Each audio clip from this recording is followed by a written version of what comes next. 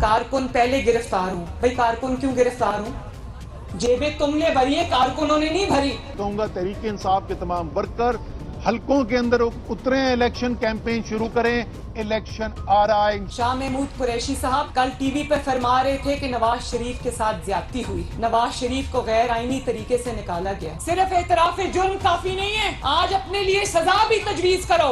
और अगर इलेक्शन नहीं होते, आइन तोड़ रहे हैं और आर्टिकल 6 में उसकी सजा जो है वो मौजूद है। जो अदारों की दबाव है और वो सिस्टम को चलने नहीं देते। अस्सलाम वालेकुम नाज़रीन, मैं हूं शौकत पराचा।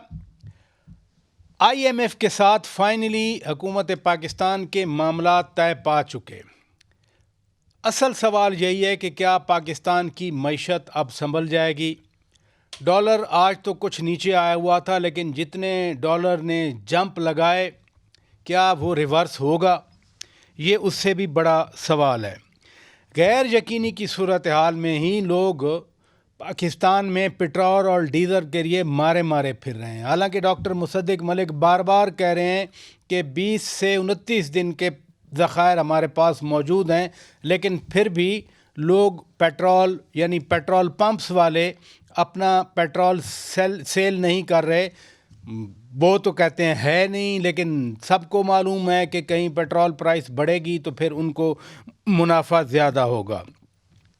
सब इनकार कर गए। वज़ारत ख़ज़ाना ने कहा कि हमारे पास पैसे नहीं हैं, वज़ारत दिफ़ा ने कहा हमारे पास सिक्योरिटी फोर्सेस स्पेयर नहीं हैं, और लाहौर हाई कोर्ट ने कहा कि हमारे पास जजेज नहीं है इलेक्शन करवाने के लिए। तो फिर इलेक्शन आ कैसे रहे हैं, इलेक्शन हो कब रहे हैं? हम इन मौज़ूआत पर बात करेंगे। इंतहाई संजीदा पैनल हमारे साथ मौजूद है। इस्लामाबाद स्टूडियो में हमें ज्वाइन किया है जनाब कैसर अहमद शेख साहब ने। आपको मुबारक हो, आप SAPM बने हैं। हमें ज्वाइन किया है आलिया हमज़ा मलिक साहिबा ने, PTI की मरकज़ी रहनुमा हैं, और डॉक्टर फ़ारूक सलीम साहब एक्सपर्ट हैं, किसी तारफ़ के मोहताज नहीं हैं। तीनों मेहमानों का शुक्रिया। मुआहदा मामला तय हो गए, आप अब वज़ीर ममलिकत का दर्जा रखते हैं, क्या तय पाया है? बिस्मिल्लाहिर्रहमानिर्रहीम। जी, मुआहदा तो कल से ये देखिए, मैं कोई उस टीम में तो नहीं हूँ जो IMF से नेगोशिएट कर रही है, और मुआहदा अभी रिवील एग्जैक्ट तो नहीं हुआ, हो जाएगा। और ये अंदाज़ा ज़रूर है, और कल से ये खबर है कि मुआहदा फाइनलाइज हो गया है। और उसी का स्टॉक एक्सचेंज आप देख लीजिए, उसने बड़ा पॉजिटिव मुस्बत असर लिया है, लोगों को अंदाज़ा होता है, और यही खबरें चल रही थी। और आज उम्मीद है पूरी कि मुआहदा हो गया है, तो बड़ी अच्छी बात है। अब उसके देखना है कि रिपरकशन क्या है, उसका इम्पैक्ट क्या होगा। जी ये चीज़ें, ये तो देखिए ना, सारी खबरें बहुत अरसे से ये तय हैं कि हमें गैस के नर्ख बढ़ाना है, बिजली के नर्ख बढ़ाना है, पेट्रोल के नर्ख बढ़ाना है, हमें और ड्यूटीज़ लगाना है मुख्तलिफ मटीरियल्स पे, इम्पोर्ट ड्यूटी, और हमें एग्जम्पशंस तो बिल्कुल ख़त्म करनी है, और हमें डायरेक्ट टैक्स अमीर आदमियों पे लगाना है। हमें ब्यूरोक्रेट्स की इंफॉर्मेशन की बातें चल रही थी, और है, क्योंकि ब्यूरोक्रेट्स ने और जो एसेट्स शो करने हैं, बिल्कुल एसेट्स शो, उनकी इन्फॉर्मेशन, कंप्लीट इन्फॉर्मेशन चाहिए, डिटेल्स चाहिए। तो ये खासी सख्त बातें हैं, और इसका इम्पैक्ट, और महंगाई बढ़नी है। महंगाई ऑलरेडी आप देखिए तारीख़ की हाईएस्ट हमारे यहाँ 26-27% तो पहले ही है, और फर्दर महंगाई बढ़ने के है चांस। ये सारा किया धरा पिछले 30 सालों से। शौकत, हम जो डिस्कशन करते हैं ना अक्सर कि ये 8-10 महीने हमारे ये हम मौजूदा हुकूमत के या PTI के पिछले 3.5-4 साल, ज़रूर ये भी हुकूमतें ज़िम्मेदार हैं, ये नहीं कि ये नहीं ज़िम्मेदार। PTI ज़िम्मेदार है, मुस्लिम लीग और जो एलाइड हमारी सारी है, ये भी हम ज़िम्मेदार हैं, लेकिन ये सिलसिला 30-35 साल से नहीं। PTI कैसे ज़िम्मेदार है? वो तो कहते हैं कि जी हमारी ग्रोथ 5.8 पे पहुंच रही थी, लार्ज स्केल मैन्युफैक्चरिंग बढ़ गई थी, बम्पर क्रॉप हो गई थी, सारा कुछ गिनते हैं आपके सामने। शौकत, इकानमी ऐसी चीज़ है ना कि इसमें झूठ तो बोला नहीं जाता, फिगर सामने होती हैं। जी, लेकिन उन्होंने 3.5-4 साल गुजारे, टोटल सारे 4.5 साल में ग्रोथ 2% है, आबादी भी 2% बढ़ी, ज़ीरो, पूरा ज़ीरो बढ़ा, 4.5 साल ज़ाया कर दिए। یہ نہیں کہ ہم کوئی گروتھ کر رہے ہیں, ہمارے یہاں بھی زیرو ہے, اس وقت بھی گروتھ زیرو ہے, لیکن حقیقت تو, اور وہ جتنا بھی جھوٹ بولتے رہیں, آپ ایک بٹن دبائیں گے آپ کے پاس فگر نکل آئیں گی.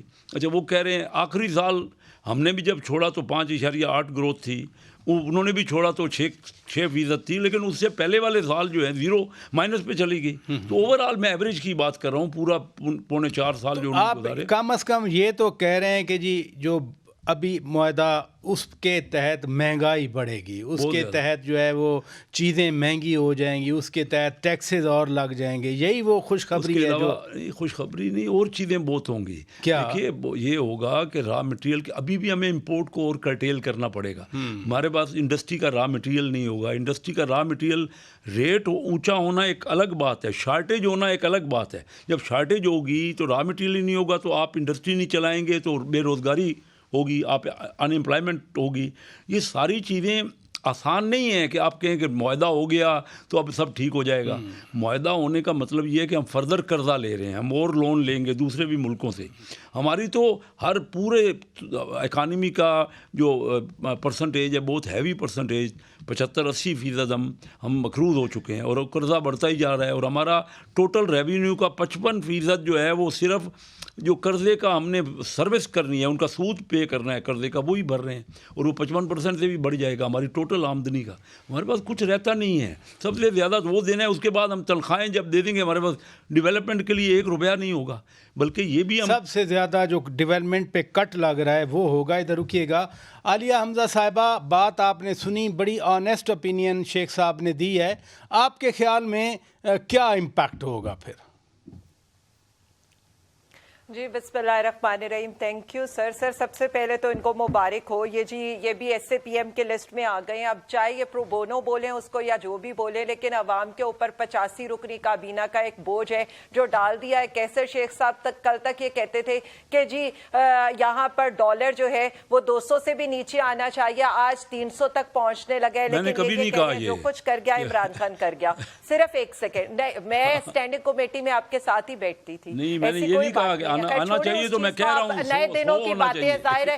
نہیں ایک سیکنڈ صاحب, میں بڑے آرام سے اب ساری باتیں کروں گی. جس وقت عمران خان کو یہ ملک ملا نا, اس وقت 20 دن کا امپورٹ کا بل تھا, کریڈٹ ریٹنگز منفی تھیں, ملک فیٹف کی گرے لسٹ میں تھا, اور یہاں سے ہمارا سفر شروع ہوا جب ایکسپورٹ اوپر جانے کی بجائے نیچے جا رہی تھی. ان کے اوپر کوئی ٹرسٹ کرنے کو تیار نہیں تھا. پہلے 5 ماہ میں باقی یہ جو سعودیہ سے, قطر سے, یو اے ای سے مل کر ہم نے ڈیفالٹ کا رسک ختم کیا, اور پھر ہم گئے آئی ایم ایف کے پاس, جس آئی ایم ایف کے پاس جانے کا ہمیں تانا دیتے تھے تاکہ بہتر شرائط پر ہم ڈیل کر سکیں.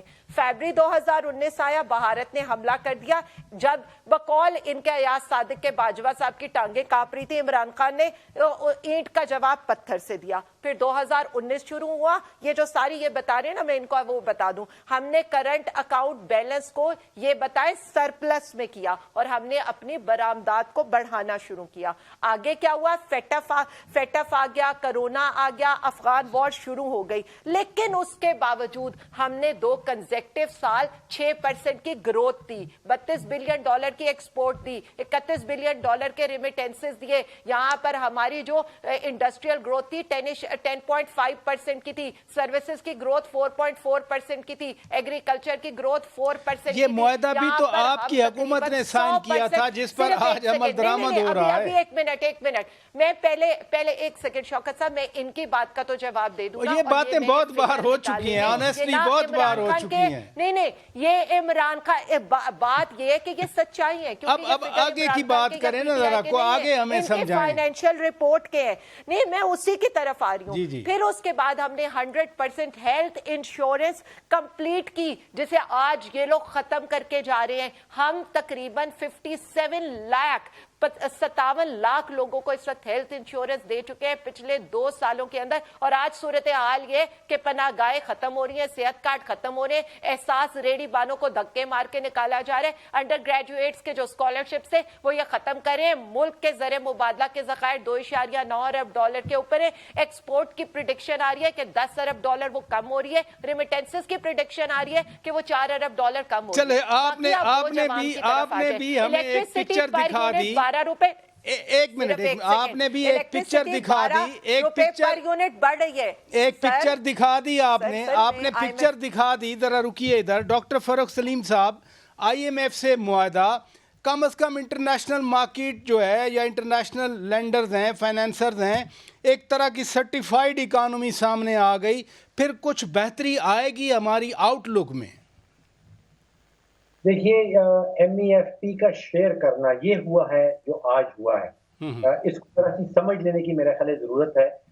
آج یہ تین چیزیں پازیٹیو نظر آ رہی تھیں. اسٹاک مارکیٹ مسلسل اوپر جا رہی تھی, اس کے ساتھ روپیہ جو ہے وہ اس کی قدر میں امپروومنٹ آ رہی تھی.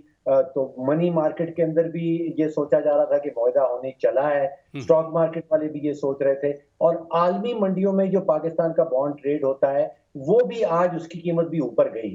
تو جو سرمایہ کار تھے, جو مارکیٹ تھی, وہ یہ ایکسپیکٹ کر رہی تھی کہ آج کچھ ہونے والا ہے.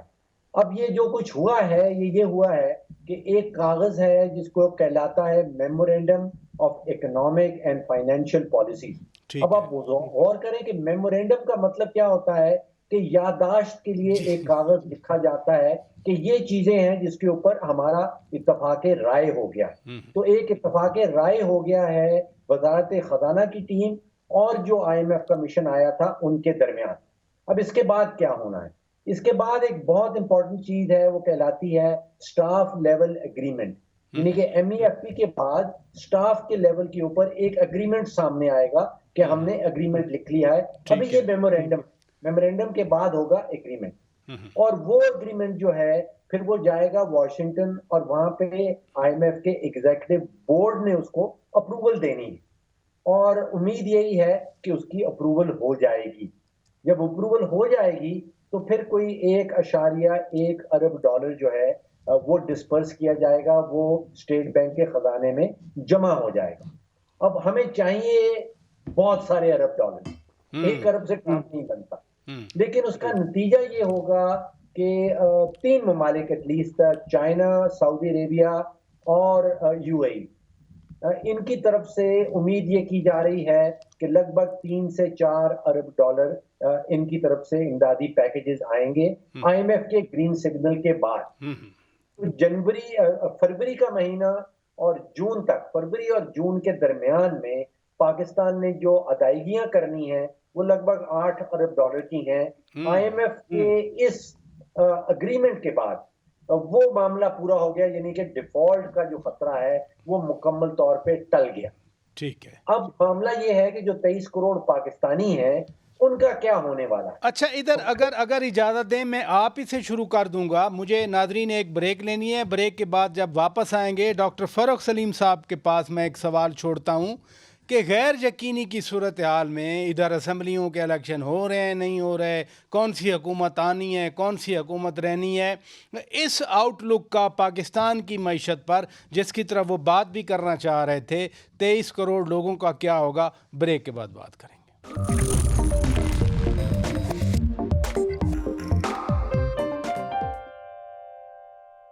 ویلکم بیک ناظرین. ڈاکٹر فاروق سلیم صاحب, ایک سوال میں نے چھوڑا تھا, غیر یقینی کی صورتحال ہے, اس میں 23 کروڑ عوام کا کیا بنے گا؟ دیکھیے آپ درست کہہ رہے ہیں کہ غیر یقینی کی جو صورتحال ہے اس کے 3 ایلیمنٹس آپ سمجھ لیجیے. ایک تو معاشی بحران. میرا یہ خیال ہے کہ یہ آئی ایم ایف کا جو آج جو کچھ ہوا ہے اس کے نتیجے میں جس کو ہم کہتے ہیں کہ ریلیٹیو سٹیبلٹی, یعنی کہ قدرے استحکام آ جائے گا معیشت کے حوالے سے. دوسرا بحران جو ہے وہ سیاسی بحران ہے. اس میں میرا ذاتی خیال یہ ہے کہ پچھلے 9 مہینوں میں ایک سیاسی جماعت ایسی ہے جو پاکستان تحریک انصاف ہے, انہوں نے یہ سوچا تھا کہ اگر پاکستان کے اندر انتشار پھیلے گا تو شاید یہ ان کے سیاسی مفاد میں ہے. انہوں نے ایڑی چوٹی کا زور لگایا ہے انتشار پھیلانے میں, لیکن خوش قسمتی پاکستان میں اور پاکستان میں رہنے والوں کی کہ وہ کامیاب نہیں ہوئے. تو میرا یہ خیال ہے کہ جو سیاسی جو درجہ حرارت ہے اس میں بھی ریلیٹیو کمی آئے گی, وہاں پہ بھی کچھ استحکام نظر آئے گا. تیسرا جو بحران تھا وہ سیکیورٹی کا بحران ہے, وہ بھی بڑا سنگین بحران ہے, اور ابھی یہ دیکھنا باقی ہے کہ اس بحران کے نتیجے میں یا اس کے درجہ حرارت میں کمی آئے گی یا نہیں آئے گی. پچھلے سال بھر میں اس میں اضافہ ہوتا چلا جا رہا ہے. پچھلے سال کے مقابلے میں جو دہشت گردی کے انسیڈنٹس ہیں لگ بھگ 30-40% بڑھ گئے.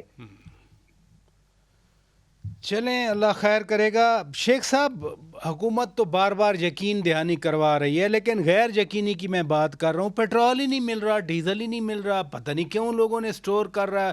پمپس والے کہتے ہیں ہمارے پاس ہے نہیں, حکومت کہتی ہے وافر مقدار میں موجود ہے. کیا کہیں گے آپ؟ یہ دیکھیے یہی توقع کی جا رہی ہے نا کہ پیٹرول کی قیمتیں بڑھیں گی تو لوگوں نے سٹاک کر لیا, لوگ نہیں دے رہے, ڈیلیوری نہیں دے رہے. جو کچھ اگر بڑھانا ہے تو اب اعلان کر دینا چاہیے تاکہ پیٹرول جو پرائس تو بڑھنی ہے. آپ کہیں کہ پرائس نہیں بڑھے گی, جو لیٹسٹ پرائسز ہیں کیونکہ ہمیں پیٹرولیم لیوی لگانا ہی لگانا ہے, ہم نے ایگری کیا ہوا ہے. آج نہیں بڑھیں گی تو 15 دن میں بعد بڑھیں گی.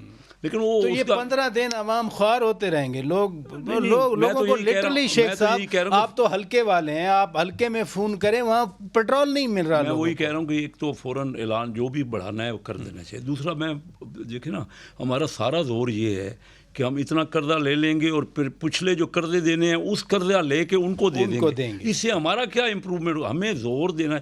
میں آپ کو بتاؤں شوکت صاحب, ابھی دنیا کی جو اگلے سال کی پریڈکشن جو فور کاسٹ آئی ہے نا اس میں اکنامک آؤٹ لک, اس میں 200 ملکوں میں سے آدھی ترقی 200 ملکوں کی ہمارے 2 پڑوسی ملک چائنا اور انڈیا کر رہے ہیں اور باقی آدھی 198 ملک ملا کے کر رہے ہیں. تو ہمارا کیا ہے, ہم 0% پہ ہم اپنی گروتھ کا تو کسی نے سوچا ہی نہیں ہے. اچھا ہم اسی ریجن میں ہیں تو ہم کہاں کھڑے ہیں؟ یہ کھڑے آپ 2 ملکوں کی بات کر رہے ہیں. میں 2 ملکوں کہہ رہا ہوں, دنیا کی آدھی ترقی اور باقی 198 ملک اور ہمارے ہی پڑوسی ہیں, ہم اسی ریجن میں ہیں. جی میں کہنا یہ چاہ رہا ہوں آپ کو, IMF سارا توجہ یہی ہے کہ IMF دے اور وہ ہمیں سرٹیفکیٹ دے دے اور لوگ دے دیں اور وہ قرضہ جو ہم نے دینے ہیں وہ واپس کر دیں. اس سے کیا لوگوں کو کوئی فائدہ پہنچنا ہے؟ وہ تو وہی قرضہ یہی ہمارے سارے فائنانس منسٹر وہی کرتے رہتے ہیں. بھائی جب تک آپ اپنے ملک میں کیوں, ہمارے ہاں لوگ پیسہ لے کے کیوں نہیں آتے؟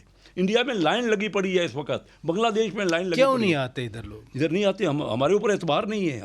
ہم جھوٹ بولتے ہیں, ہم سچ بات نہیں کرتے. میں آپ کو کھری بات کر رہا ہوں نا. ہم کیا کرتے ہیں, ہم کہتے کچھ ہیں, عمل کرتے کچھ نہیں ہے. ہماری پالیسیز میں تسلسل نہیں ہے. ہم یہ کہتے ہیں کہ بزنس مین چور ہے, وہ ٹیکس نہیں دیتا. چلو باہر والا بزنس مین بھی سارا چور ہے, وہ انڈیا میں جاتا ہے, بنگلہ دیش میں جاتا ہے. ہمارا بیوروکریٹ کام ہی نہیں کسی کو کرنے دیتا, ایز آف بزنس ہی نہیں ہے. اور یہ کیا ہوگا پھر 2-4 سال میں اور قرضہ لینا پڑے گا, قرضہ لے کے. اچھا پچھلی حکومت کو تو آپ کہتے ہیں کہ وہ نہیں کام کرتے تھے, اب تو ماشاءاللہ آپ لوگ ہیں, اب آپ بھی کیا کر رہے ہیں؟ ہم لوگ کدھر ہیں؟ پہلی بات تو یہ ہے کہ پارٹیوں میں الیکشن آپ نے دیکھے. ہم لوگوں سے مراد کیا ہے کہ اس پورا آپ نے دیکھے IMF کے معاملات, اس میں کوئی ایک بھی الیکٹڈ آدمی بیچ میں شامل تھا اس پوری ٹیم میں؟ 2-3 بیوروکریٹ, ایک ہمارے فائنانس منسٹر جو سینیٹر ہیں, ہو سکتا ہے پرائم منسٹر الیکٹڈ ہیں, ہو سکتا ہے وہ شامل تھے. تو ایک آدمی کوئی جو جن کو عوام چنتے ہیں ان کے ہاتھ میں, میں اسٹینڈنگ کمیٹی فائنانس کا چیئرمین ہوں, ٹھیک ہے. اب تو ایسے پی نہیں میں تو معاون خصوصی بنے ہیں ماشاءاللہ. آپ کو عالیہ حمزہ صاحبہ مبارک دے رہی ہیں. مبارک ان کی. میں نے پرائم منسٹر صاحب کو کہا ہے ابھی, میں نے اس کے بعد میسج, کیونکہ انہوں نے نوٹیفیکیشن کیا, میں نے تو ان کو یہ نہیں کہا تھا کہ میں اس ٹھیک ہے میں کام کرنا چاہتا ہوں, میری خواہش ہی یہی ہے. میں اپنی زندگی میں نے پوری اسی میں لگائی ہے کہ میں کوئی ڈیلیور کر سکوں. ابھی میں نے پرائم منسٹر صاحب کو کہا ہے کہ مل کے کم از کم مجھے بتائیں تو صحیح کہ میری ذمہ داری کیا ہے, کرنا کیا. اگر مجھے صرف ٹائٹل دینا ہے تو ان کی مہربانی ہے, وہ پیار کرتے ہیں میرے سے, محبت کرتے ہیں بہت. وہ خود پرائم منسٹر صاحب بڑی محنت کر رہے ہیں, لیکن جب تک ٹیم ہی شامل نہیں ہوگی, کوئی ایک الیکٹڈ آدمی, دیکھیے میں یہ بڑا ویلڈ پوائنٹ, میں بس ایک فکرہ مجھے کہنے دیں. 35 سال میں 6 مہینے اسد عمر, 6 مہینے حماد اور 2-3 سال ہمارے نوید قمر, اس کے علاوہ 31 سال تو وہی چند لوگ آئے, باہر سے آئے. اور الزام ہے ہمارے اوپر پولیٹیشن, نہ پارٹی کے اندر الیکشن ہوتے ہیں اور نہ ہی پارٹی والا کوئی بندہ. حالانکہ آپ کا آئین کہتا ہے کہ قومی اسمبلی بجٹ پورا اکنامک پالیسی ایگزیکٹلی اس کے ہاتھ میں کچھ نہیں. چلیں پھر ویلڈ پوائنٹ. عالیہ حمزہ صاحبہ میں تو غیر یقینی والا نقطہ سامنے رکھ رہا ہوں. غیر یقینی تو آپ کی طرف سے بھی ہے, سڑکوں پہ آ رہے ہیں, پھر واپس جا رہے ہیں, لانگ مارچ کر رہے ہیں, پھر اسمبلی میں آ رہے ہیں, اسمبلی سے ریزائن دے رہے ہیں. جتنی غیر یقینی پھیلائی جاتی ہے کسی بھی طرف سے, سارا کا سارا اس کا جو زخم ہے وہ ملکی معیشت کو لگتا ہے. अच्छा पराचा साहब, मुझे 2-3 बातों का प्लीज जवाब दे लेने दीजिएगा, इससे कि ये बड़ी इंपॉर्टेंट है। सबसे पहले तो कहा गया जी पीटीआई इंतशार फैलाती है। मुझे अफसोस ये होगा कि अगर ये कमेंट कैसर शेख साहब की तरफ से आता तो मैं समझती एक पॉलिटिकल पॉइंट स्कोरिंग है, लेकिन जब इंटेलेक्चुअल डिसऑनेस्टी होगी ना तो मेरे से ये बात तो इंटेलेक्चुअल जो ऑब्जर्व करते हैं वो बताते हैं ना। सिर्फ एक सेकेंड देखिए, एक सेकेंड मुझे अब प्लीज बात कंप्लीट कर लेने दें। फिर तो ब्लूमबर्ग भी इस वक्त जो है वो इंतशार फैला रहे हैं, फिर तो फाइनेंशियल टाइम्स भी इंतशार फैला रहे हैं, फिर तो मूडीज भी इंतशार फैला रहे हैं, फिर तो IMF भी इंतशार फैला रहे हैं, क्योंकि वो तो सारी यही बातें कर रहा है। तो फिर मतलब अगर अवाम को सच दिखाना, इंतशार फैलाना है, तो मैं तो फिर यही कहूंगी, हम ये तो नहीं कर रहे कि हम कह रहे हैं कि PDM IMF का मुआहदा हो गया, हम ये तो नहीं कर रहे हैं कि PDM ने पाकिस्तान को IMF के आगे गिरवी रख दिया है, या हम ये तो नहीं कर रहे हैं कि हम बिल फाड़ रहे हैं जो IMF के लिए जो बिल असेंबलियों में पेश हो रहे हैं और उसे फाड़ के हम वॉकआउट कर रहे हैं, या हम ये तो नहीं यहाँ पर कर रहे हैं कि जो हुकूमत यहाँ पर 2019 में करंट अकाउंट बैलेंस को सरप्लस करने वाली थी, बरामदात को बढ़ाने वाली थी, कोरोना से डील करने वाली थी, फेटिव से डील करने वाली थी, अफगान वॉर में पाकिस्तान को बचाने वाली थी, यहाँ पर 100% हेल्थ इंश्योरेंस देने वाली थी, एक्सपोर्ट ले ले, रिमिटेंसेस ले ले, सनत, ज़राअत, सियाहत के रिकॉर्ड तोड़ने वाली थी, IT के रिकॉर्ड तोड़ने वाली थी, ज़र मुबादला को मुस्तहकम करने वाली थी, लोकस्ट को मैनेज करने वाली थी, यहाँ पर 100% मुल्क के अंदर वैक्सीन देने वाली थी, पोलियो फ्री करने वाली थी, ये सारे काम करने वाली थी। आज उस पर ये इल्जाम लगाएंगे कि वो इंतशार फैला रही थी। यानी जब मुल्क खुशहाल था, और उस मुल्क में क्या किया, यानी इस मुल्क का वो जो, जिसे अगर मैं एक फसल से तशबीह दूं ना, लहलहाती हुई फसल थी, उस फसल में आकर आग लगा दी गई, और अब आग लगाकर हमें डंडा मार के निकाल के यहाँ पर जब जो यानी किसान, हम किसान से तशबीह दे तो हमें हाथ पांव बांध के बाहर निकाल दिया गया। आज आकर हमें ये सुनाया जा रहा है, जब मुल्क की सूरत हाल ये है कि $1 अरब के लिए हम IMF की वो सारी बातें मान रहे हैं कि 300 जो यूनिट वाला है उसकी सब्सिडी हम छीन लेंगे, 12 रुपए का यूनिट हम इलेक्ट्रिसिटी में बढ़ा देंगे, 300% हम अद्वियात की कीमतें बढ़ा देंगे, यहाँ पर गैस की प्राइसेस बढ़ा देंगे। हो रहा है, ये तो हो रहा है। महंगाई है वो 60% की महंगाई के ऊपर आ जाएगी, लेकिन हम फिर भी ये कहते हैं कि जो मुल्क के मफाद में वो होना चाहिए। इनसे पूछे, 6 महीने तो सिर्फ इनका यहाँ पर स्टाफ लेवल एग्रीमेंट तक यहाँ पर पहुंच गए। ये कॉम्पिटेंस है उन तजर्बाकारों की जिनको, और ये यहाँ पर चले मैं ये सवाल रखता हूँ, मैं इनके सामने सवाल रखता हूँ। मैं इसलिए बात नहीं कर रही कि वो बड़ी सच्ची बातें करते, लेकिन इनसे पूछे जो ये बात करे कि businessman, chief of army staff, sitting chief of army staff ने ये कहा था कि डॉलर साहब ने वेस्पा के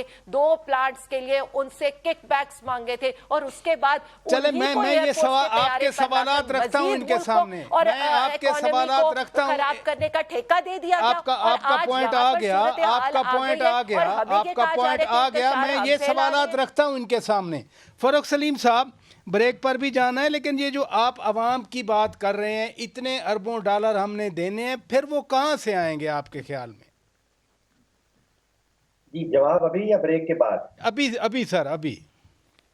देखिए, मैंने शायद आदादोशुमार आपके सामने रखे कि फरवरी और जून के महीने तक जो $8 अरब की अदायगी है टोटल हमने करनी है, उसमें से $4 अरब जो है उसको हम कहते हैं रोल ओवर, यानी कि पुराने कर्जात जो हैं वो रिन्यू होने हैं, और $4 अरब इजाफी चाहिए होंगे, जिसमें से $1 अरब IMF का अगर आ जाए तो फिर बाकी वो चाइना, सऊदी अरेबिया और UAE। जैसे मैंने कहा कि फरवरी और जून तक के महीने तक इस वक्त हुकूमत पाकिस्तान, वजारत खजाना का जो हिसाब है वो पूरा है, कतन किसी किस्म के डिफॉल्ट का जो है वो खतरा नहीं। डिफ़ॉल्ट का ख़तरा नहीं, कम से कम रीअश्योरेंस आप दे रहे हैं हमें। नादरीन, ब्रेक लेते हैं, ब्रेक के बाद जब वापस आएंगे, इलेक्शन की बातें हो रही हैं। अगर सब कह रहे हैं कि हम सिक्योरिटी नहीं दे सकते, कोई कह रहे हैं हम पैसे नहीं दे सकते, कोई कह रहे हैं हम जजेज नहीं स्पेयर कर सकते, तो फिर गैर यकीनी सूरत हाल है। मैं ये नुकात सामने रखूँगा अपने मेहमानों के। ब्रेक के बाद स्टे विद अस।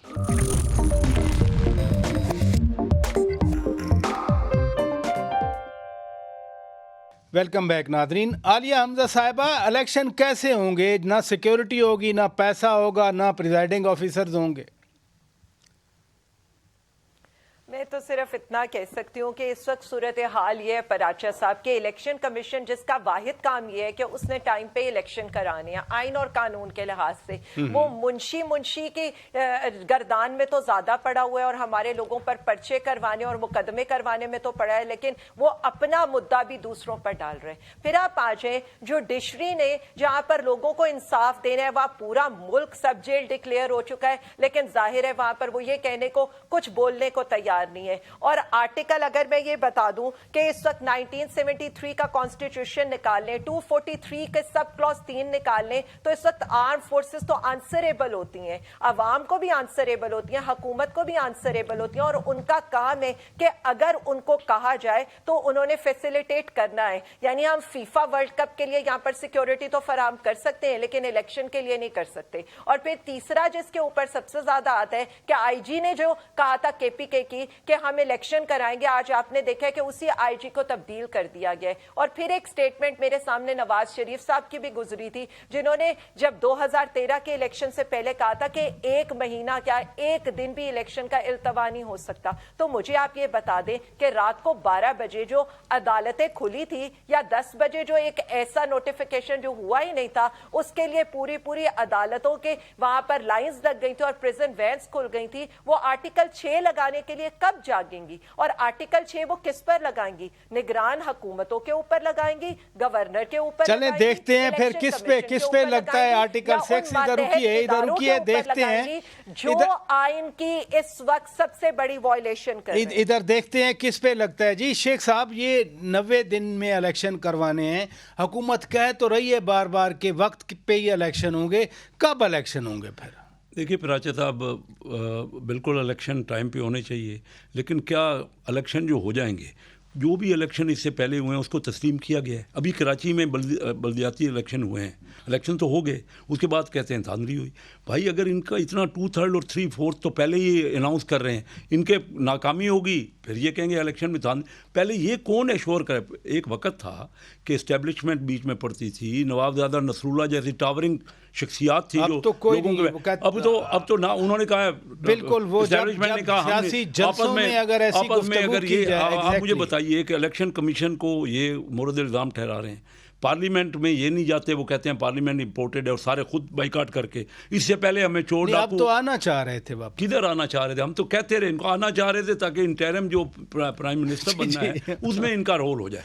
پہلے دیکھیے چور ڈاکو کے علاوہ ہمارے لیے کوئی، یہ کہتے ہیں ہم انتشار نہیں پھیلا رہے۔ الیکشن کے لیے ڈیٹ کے لیے میں نے آپ کو یاد ہوگا، میں پہلے دن سے کہہ رہا ہوں، ان معاشی حالات میں الیکشن ممکن ہی نہیں ہے۔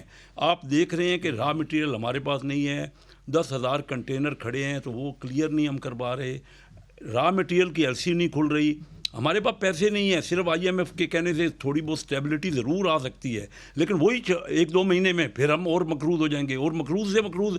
آپ الیکشن دیکھیے، جو مہنگائی کا عالم ہونے والا ہے، جو بے روزگاری ہونے والی ہے، انتشار دن رات تو یہ ایک ہی کام کر رہے ہیں، بیٹھنے کو تیار نہیں ہے۔ کبھی یہ جو اتنا بڑا دہشت گردی کا واقعہ ہو گیا، اس میں پچھلی بار تو یہ بیٹھ گئے تھے پشاور دھرنا چھوڑ کے، تو انہوں نے کہا تھا نا پشاور کا جو پبلک سکول پہ ہوا تھا، اب اتنا بڑا واقعہ ہو گیا، بھائی ابھی تو آ جاؤ یار، بیٹھ جاؤ، کوئی بات تو کرو ملک کے لیے۔ انتشار کس کو کہتے ہیں؟ اگر کوئی بیٹھے گا ہی نہیں، کوئی بات کرنے کو تیار نہیں تو الیکشن ہو جائیں گے۔ فرض کیجئے 1970 میں الیکشن نہیں ہوئے تھے، الیکشن تو کروا دیے آپ نے، انتشار کو ٹھیک آپ نے نہیں کیا، اس کا نتیجہ دیکھ لیا کیا ہوگا۔ آپ کیا چاہ رہے ہیں؟ ہمارے ہاں اگر اتنا رفٹ چل رہی ہیں تو الیکشن ہی کرانا کیا مقصد ہے؟ پہلے یہ تو سنبھال تو لیں۔ میں نے اکثر کہہ رہا ہوں کہ ہمارا جو مریض ہے وہ وینٹیلیٹر پہ ہے، جو معیشت کا مریض ہے نا وینٹیلیٹر پہ، اس کی آپ شادی کی تاریخیں مقرر کر رہے ہیں کہ بھائی الیکشن کروا لو، کوئی شادی۔ مسائل ہیں، ادھر رکیے، پہلے اس کو ڈاکٹر فاروق اور مل جل کے فیصلے کرنے پڑیں گے، چارٹر آف اکانومی کرنی پڑے گی، چارٹر آف ڈیموکریسی فیصلے کریں گے شیخ صاحب، نہیں تو نہیں مسئلہ حل ہوگا۔ ڈاکٹر فاروق سلیم صاحب، آپ ایک ایکسپرٹ کے طور پر، ایک کنسرن سٹیزن کے طور پر، آپ کیا دیکھتے ہیں؟ واقعی 90 دن میں الیکشن ممکن ہے؟ جو آرگومنٹ دونوں سائڈز کے آپ کے سامنے آتے ہیں۔ راجی صاحب، 2 اینگل ہے اس کا، ایک آئینی اینگل ہے اور ایک معاشی اینگل ہے، معاشی پہلو بنتا ہے۔ دیکھیے، آئین میں بڑا صاف ستھرے طریقے سے لکھا گیا ہے کہ 90 دن کے اندر الیکشن کروانے ہیں، تو وہ آئینی ذمہ داری بن جاتی ہے۔ معاشی اینگل یہ ہے کہ اس وقت ملک کا جو دو سب سے بڑی پرابلمز ہیں، ایک مہنگائی کا ہے 23 کروڑ پاکستانیوں کے حوالے سے، اور حکومت کے حوالے سے ڈالر کا ایک سنگین اور خوفناک قسم کا قلت ہے اس کی۔ اب مجھے یہ بتائیے کہ اگر الیکشن ہو جاتے ہیں تو کیا مہنگائی اس کے نتیجے میں کم ہو جائے گی؟ کیا اس کے نتیجے میں ہمارے اسٹیٹ بینک کے ذخائر جو ہیں وہ بڑھ جائیں گے؟ تو مطلب یہ ہوا کہ معاشی اعتبار سے جو دو سب سے بڑے چیلنجز ہیں ان کا حل جو ہے وہ الیکشنز کے اندر مجھے نظر نہیں آتا۔ جنگیں ہوئیں، ورلڈ وار میں بھی جو ایک ان کا مینڈیٹ تھا الیکشن وقت پہ ہونے کا، وہ تو کروایا گیا تھا۔ سب سے بڑی ایگزامپل ہمارے سامنے آتی ہے ڈاکٹر فاروق سلیم صاحب۔ جی پراجی صاحب، دیکھیے پچھلے 48 سالوں میں 11 الیکشنز تو ہوئے ہیں اس ملک کے اندر۔ مجھے یہ بتائیے کہ ان 11 الیکشنز میں جن صاحبان نے حصہ لیا، ایم این ایز بنے، ایم پی ایس بنے، سینیٹرز بنے، ان کا تو شاید کوئی فائدہ سامنے آتا ہے۔ جو 23 کروڑ پاکستانی اب بیٹھے ہیں ان کے کوئی فائدے اگر مجھے گنوا دے کہ ان 11 الیکشنز کے نتیجے میں ان 23 کروڑ پاکستانیوں کو کوئی فائدہ پہنچا ہو۔ جیسے میں نے کہا کہ آئینی اعتبار سے لازمی ہے، لیکن معاشی اعتبار سے اس میں کوئی جو معاشی پرابلمز ہیں وہ حل ہوتے مجھے نظر نہیں آتے۔ پھر آپ دوسری چیز دیکھیے کہ اگر پی ٹی آئی وہ الیکشن ہار جاتی ہے تو انہوں نے اس کے ریزلٹس ایکسیپٹ نہیں کرنے، انہوں نے ان کے آلریڈی وہ الیکشن کمیشن آف پاکستان جو ہے اس کے اوپر ان کا اعتبار اور اعتماد نہیں ہے۔ اگر وہ جیت جاتے ہیں الیکشن تو پھر جو 44 مہینے کی ان کی کارکردگی رہی ہے، جس کے دوران انہوں نے کوئی 6 وزرائے خزانہ بدلے، اس کے دوران کوئی 7 یا 8 ایف بی آر کے چیئرمین بدلے گئے، چیف سیکرٹری پنجاب کے بدلے گئے، آئی جی پنجاب کے بدلے گئے بھائی ابھی تو، اور پھر پنجاب میں جو بزدار صاحب نے ہمیں کارکردگی دکھائی تو ان سے کیا امید لگائی جا سکتی؟ عالیہ حمزہ صاحبہ آپ کچھ کہنا چاہ رہی ہیں پلیز؟ جی میں صرف اتنا ہی کہنا چاہ رہی ہوں کہ یہ کہہ رہے ہیں نا کہ الیکشن حل نہیں ہے، صرف مجھے یہ بتا دیں، یہاں تو مجھے لگتا ہے اس حکومت میں ساری ٹرمینالوجیز ہی چینج کر دیں۔ کل تک جو 12% کی مہنگائی تھی نا، آج 40% پر پہنچ گئی ہے، لیکن اسے جا رہا ہے مہنگائی کا نام ہی بدل دیا ہے۔ کل تک جس آئی ایم ایف کی ڈیل کو یہ ملک کی حکومت اسے اپنی سب سے بڑی کامیابی کہہ رہی ہے، کل تک یہی اسمبلی ان لوگوں کے لیے جعلی تھی اور اس اسمبلی سے باہر نکلنا بڑا ضروری تھا۔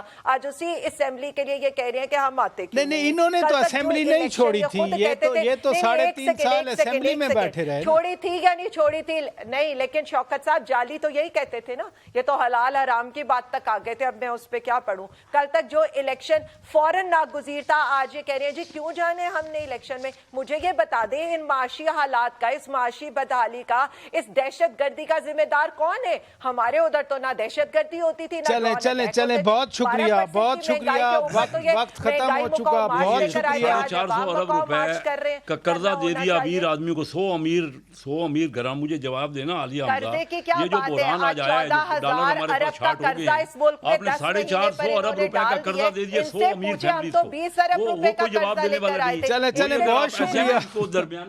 درمیانے اور چھوٹے لوگوں کو قرضہ دیتے، آج آپ کی اکانومی گرو کر رہی ہے۔ چلیں بہت شکریہ جناب کیسر احمد شیخ صاحب، آپ تشریف لے آئے۔ ڈاکٹر فاروق سلیم صاحب بہت شکریہ، آپ نے وقت نکالا۔ عالیہ حمزہ ملک صاحبہ بہت شکریہ۔ ناظرین اپنے میزبان شوکت پراچا کو اجازت دیجیے، خدا حافظ۔